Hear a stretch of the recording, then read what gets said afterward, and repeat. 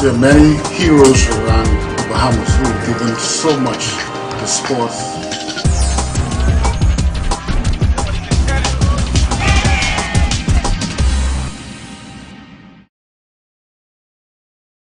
Anthony D. Lewis. I've been a fencer for some 40 years. I'm dating myself. However, I've been asked in 1978, I was asked to introduce fencing to Nassau. Fencing always had a strong following in Freeport. Well, it's more or less dead now because the gentleman who introduced fencing to the Bahamas, Captain R.N. Timinski, after his death, fencing simply died, and I never got around to introducing it in Nassau. Hectic schedule while at Bahamas Immigration, but in 2011, the president of the Olympic Association, the Olympic Committee in the Bahamas, remembered that there was a fencer in the Bahamas, and he called me and he provided the means by which I got additional training internationally. However, I only intend to introduce one weapon in the Fencing Federation in the Bahamas. That is the weapon of the foil.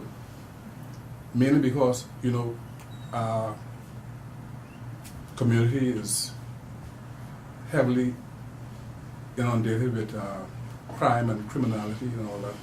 And I don't want to introduce a weapon that will further encourage that, like the epee or the saber, which have very limited rules, if any at all.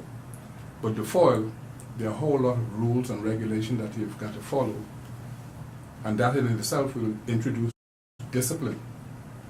And after you have a disciplined community, then you can introduce any weapon and it wouldn't get out of hand.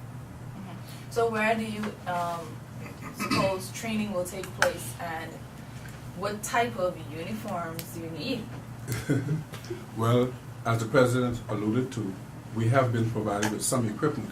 We will need more, and that is where corporate citizens will come in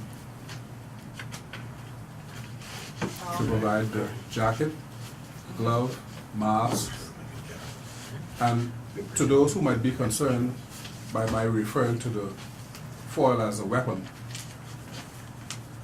they must know that it is tampered with a spring tip, which diminishes the injuries or what have you.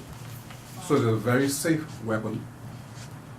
And then if you follow all of the rules and regulations that will be introduced to the students, completely safe.